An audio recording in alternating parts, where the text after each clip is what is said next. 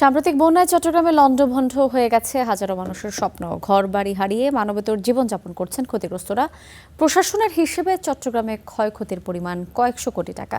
ক্ষতিগ্রস্ত এলাকা পরিদর্শন করে জরুরি সহায়তা দিচ্ছে আন্তর্জাতিক অভিবাসন সংস্থা IOM। মোহাম্মদ জালালের তোলা ছবিতে রুকনউদ্দিনের রিপোর্ট।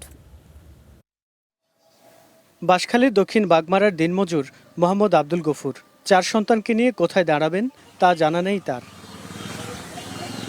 তিলে তিলে গড়ে তোলা মাথা গোজার শেষ সম্বলটুকু কেড়ে নিয়েছে সাম্প্রতিক বন্যা। আর্থিক অসচ্ছলতায় এই ভাঙা ঘরেই এখন কাটছে অনিশ্চিত দিন। দাদার দিনে বাপের দিনে বিটা বাড়ি ফেলে আর কোথায় যাব? আর যাইতে গেলে তো এমন তো বাসা ভাড়া লাগবে, এখন অনেক জামিলে। এলে কাগজ চালের উপরে যতটুকু আছে ততটুকুর উপরে কাগজ দিয়ে থাকতে। শুধু আব্দুল গফুরই নন, একই দশা পাশের বাড়ির পারভিন সহ পুরো উপকূলীয় এলাকার হাজারো মানুষের। চারপাশের ধ্বংসস্তূপ আর হাহাকারই এখন বাঁশখালীর নিত্যদিনের ছবি। বৃষ্টি না হতো ফুটগুলো মানে শুকনা যেত, এখানে মাটি দিয়ে বালু এনে আমরা থাকতে পারতাম। এখন তো ফুট সস্তা, 4 লাখ 5 লাখ 6 লাখ টাকা নিচ্ছি, রিং করছি, ওগুলো তেমন কিভাবে দিব ওটা আমি এমন চোখে পথ দেখতে আছি নিতেছে। নানার বাড়ির খালার বাড়ির খাদ্য আনছে, আমরা ঘর বাড়ি তাকে নাই। শুকনা খানার কোনো আর দরকার নাই। এখন আমাদের খোলামাইয়া লাগে থাকার ব্যবস্থা সরকার বাবা যদি সহযোগিতা করে আমাদের বেশি উপকার হবে। প্রশাসনের তথ্য অনুযায়ী এই বন্যায় চট্টগ্রামে ক্ষয়ক্ষতি ছাড়িয়েছে কয়েকশো কোটি টাকা, যেখানে বাঁশখালীতেই আনুমানিক 150 কোটি টাকার ফসলি জমি ও প্রাণী সম্পদের ক্ষতি হয়েছে। আর গৃহহীন বা ক্ষতিগ্রস্ত হয়েছে প্রায় 12,000 পরিবার।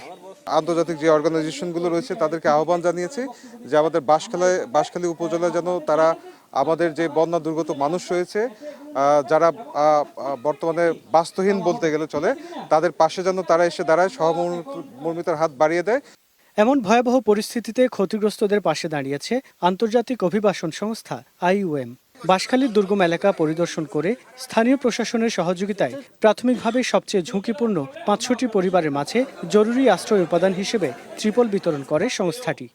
I know very much that all of the communities here that have been affected by the floods have lost so much. They've lost their house, they've lost their belongings, and it's a very scary moment when you lose everything. IOM এর 2025 সালের হিসাব অনুযায়ী দুর্যোগের কারণে দেশে প্রায় 49,60,000 মানুষ অভ্যন্তরীণভাবে বাস্তুচ্যুত হয়েছে, যাদের অনেকেই দীর্ঘ সময় ধরে বাস্তুচ্যুত অবস্থায় রয়েছে এবং বারবার জলবায়ুজনিত দুর্যোগের শিকার হচ্ছে। রুকনউদ্দিন, স্টার নিউজ, চট্টগ্রাম।